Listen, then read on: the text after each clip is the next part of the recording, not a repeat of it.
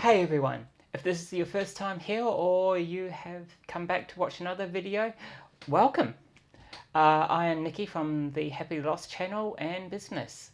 I'm an artist, photographer, cinematographer and a sexual educator, where I create videos on sexual topics for everyone to watch. This video will be a carry-on from my series where I talk about my research, which I completed for my Master of Sexology degree last year. What was my research? Well, I was looking at orgasmic capacity and experience for trans women post-genital surgery. So today we'll be diving into one of the sub-themes, which will be on orgasm after hormones, but before surgery.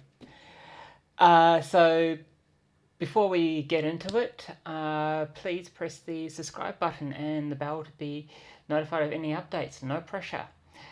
Give this a thumbs up or thumbs down if you like, and leave a comment down below. Don't forget, I've also got my Happy Lost Facebook, Instagram, website and merchandise site. So let's get into it right after this.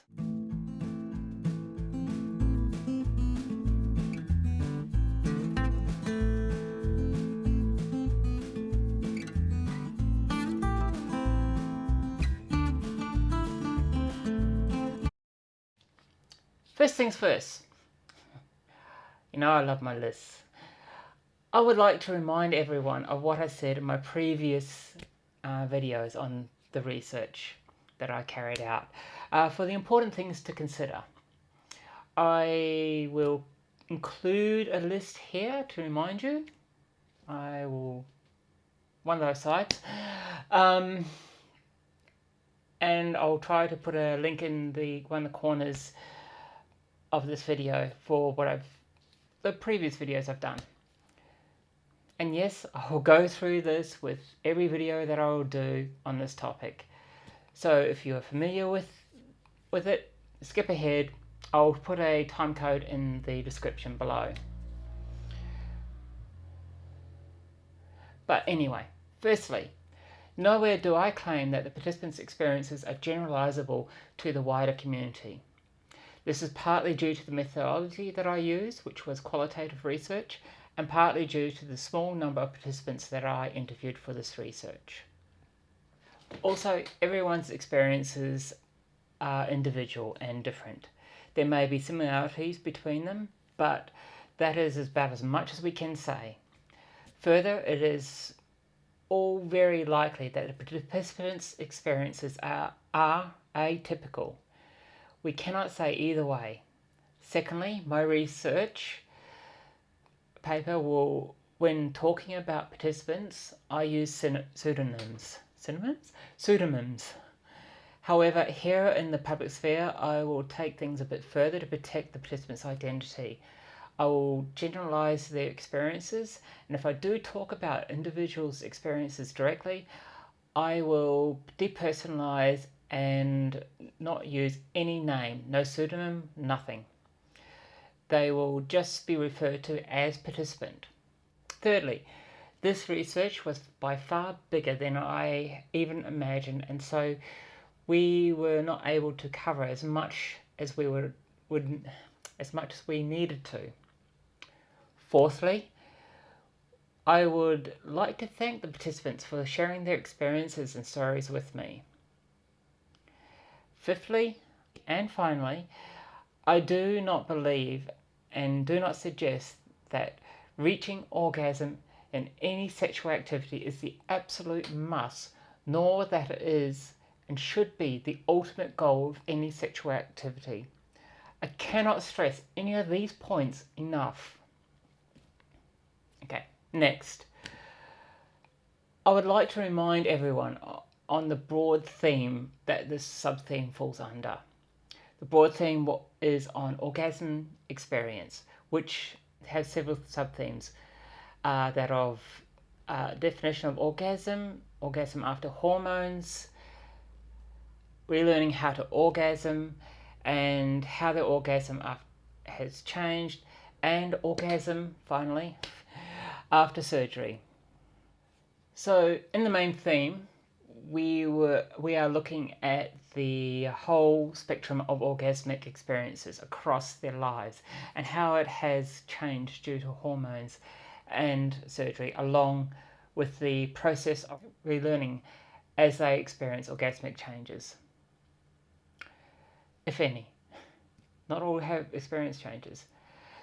This particular subtheme which we are looking at today is orgasm after HRT, which is hormone replacement therapy. It can come under a whole list of different names. Something I noted, and other researchers have also noted, which very much goes without saying, is that as participants travelled along their personal journeys to be themselves, both physically and psychologically, they experienced higher levels of comfort with themselves. Now, I point this out for a reason, as it may help to explain why the timing and changes of orgasmic experience was heterogeneous. That is, it was not consistently after a particular period of time of taking hormone replacement therapy. For some, it was a lot later. In effect, what was seen was that the participants seemed to experience changing levels of comfort. Therefore, they were able to engage and experience the orgasm differently, resulting in a change of orgasmic experience, of course. For the majority, this change occurred after hormones but before surgery. What was this change? Well, their orgasm changed from a typical person with penis orgasm to a typical person with vulva orgasm. Generally, this shift occurred within a few months to 12 months following hormone therapy. There were some other shifts as well. For instance, participants reported a reduction in libido, testicular size changed, and there was a reduction in volume of semen, just to name a few. Notably, there was also a shift in experiencing an orgasm as purely a physical experience to having an emotional connection with their orgasm. As one participant noted, the intensity of the orgasm was reduced, but they became more emotionally connected with the experience. Another participant expanded on this perception and talked about it in more physical terms. She indicated there was a reduction in libido, reduction in testicular size and semen volume, but also indicated that she needed significantly more time for stimulation to reach orgasm. It should be noted that often orgasm for a person with a vulva is portrayed as a full body encompassing experience, while for one that is not always true. There are different types of orgasms which are experienced to different degrees. Some are small and barely noticeable, others are the extreme of full body experiences. Probably most orgasms exist somewhere in between these extremes.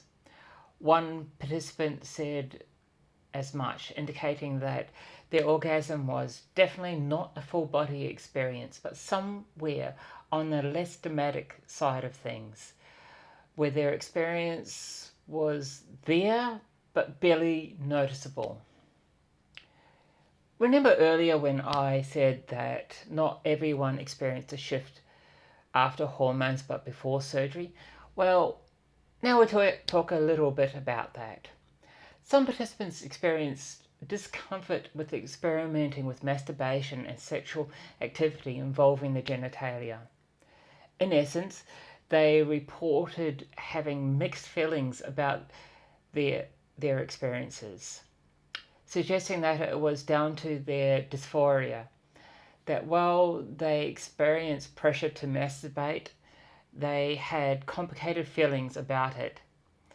Additionally, it was not until their orgasms changed that their relationship with their experience evolved to be positive. Now, while the majority of the participants cited similar changes in orgasm, one participant indicated that pre-surgery but post-hormones, they did not experience any significant changes due to hormones. That their libido was just as high and they still experienced pressure to masturbate. I'm using their words here. So what does the research say about changes in orgasmic experience post-hormones? Undeniably, the majority of trans women will experience significant changes in orgasm at some point following the start of hormone therapy.